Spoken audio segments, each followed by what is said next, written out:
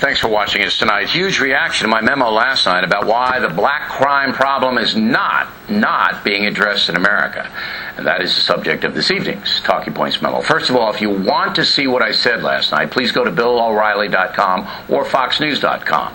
Also, my remarks are all over cyberspace today.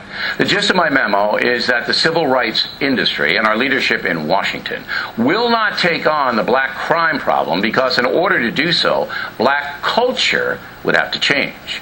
Any thinking person knows the Zimmerman-Martin case was an unintended consequence of fear. Zimmerman thought Martin suspicious because of the way he looked. So far, there's been no credible challenge to what I said last night because facts are facts. Young black men commit murder at 10 times the rate of whites and Hispanics combined.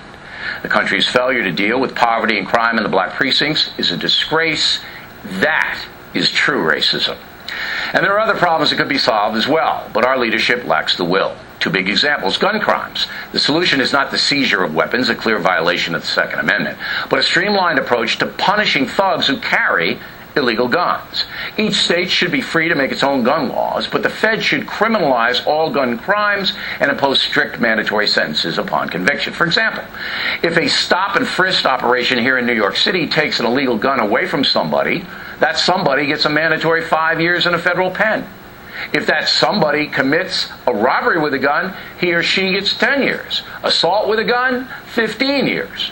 That zero-tolerance policy would drastically reduce gun crime throughout the USA. How about illegal immigration? The solution here is to make illegal entry into the United States a crime, not a civil beef like it is now.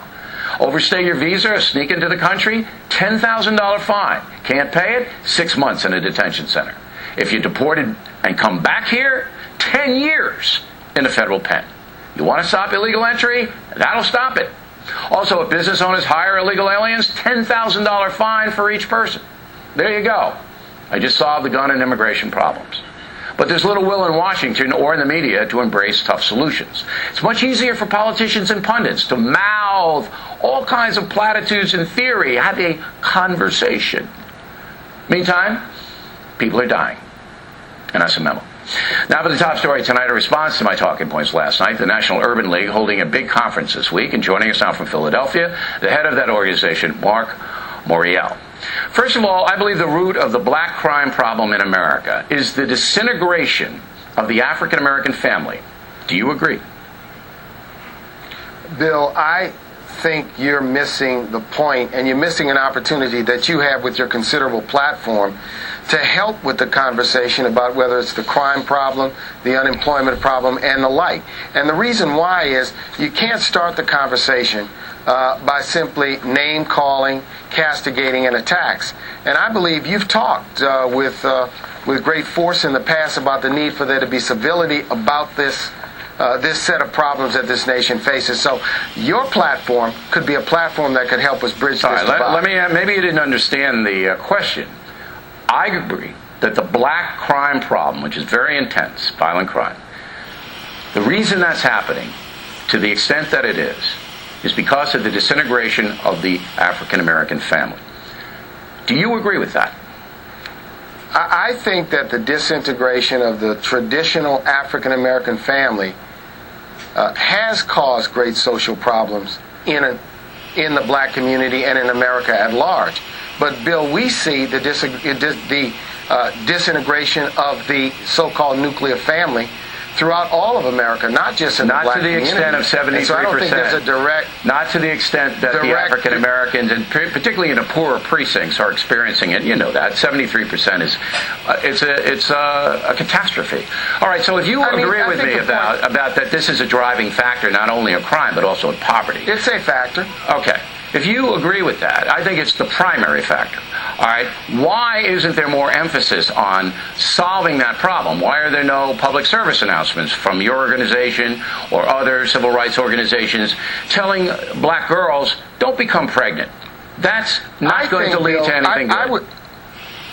Well, here's where I think I'd extend an invitation to you to come down. I don't want the invitation. I want to know why you guys haven't put out a campaign to fight against these pregnancies that are leading to crime and poverty. Why haven't you done that? Bill, you're not hearing the messages that go on in the community every day, in the houses of worship, in the meetings that we hold, in the programs that we undertake. Well, obviously you're not what you getting may through. be focused on You're not getting through. is headlines. No, I'm focusing on reality. That may be on cable television, and also the headlines that may be in the newspapers. But the reason why I invite you in is because there's a whole conversation that takes place beyond the mainstream media in the community, which is deeply concerned, talks about these problems. But it's not working. Do you not understand, Mr.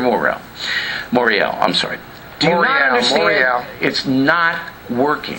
What you're doing is working, not. Bill. You're absolutely right. It's not working. So that we need to come together from the president on down and stop the BS, stop the diversions, stop accusing people of one way or another, and come to some solutions. And the first solution is you've got to stop young black women from having babies out of wedlock. You've got to discourage that actively. And the second thing is you've got to demand discipline in your public schools, in the inner cities particularly. Get the unions out of there, have the kids in school uniforms, and demand standards and discipline. I don't hear any of that from Jackson or Sharpton or from you or from President Obama. I don't hear any of it from you guys. Bill, let me tell you something.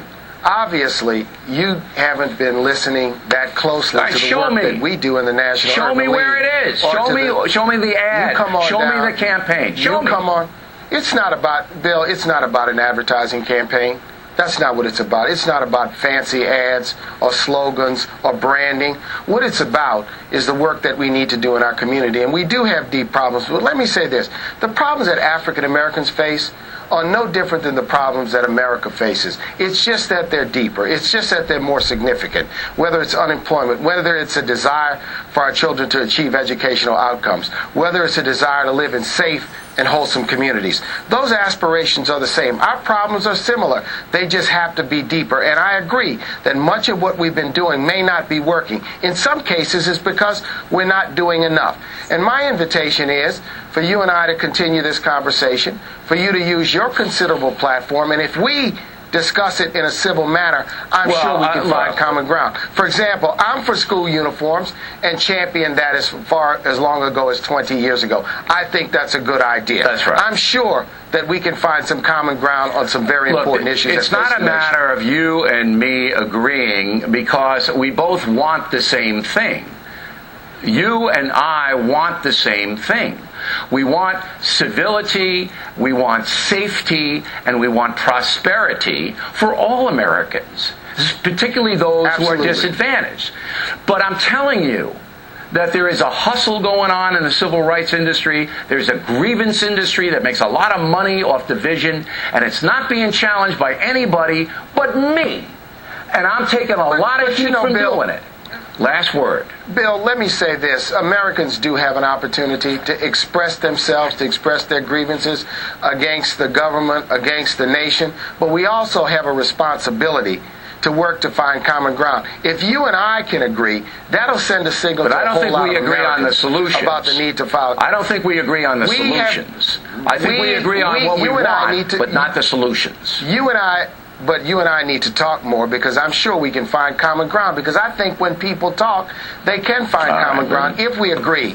A lot of people dying while the chatting's going on, Mr. Morial. And we appreciate you coming on, and you're welcome anytime you want to come on this broadcast. To solve problems like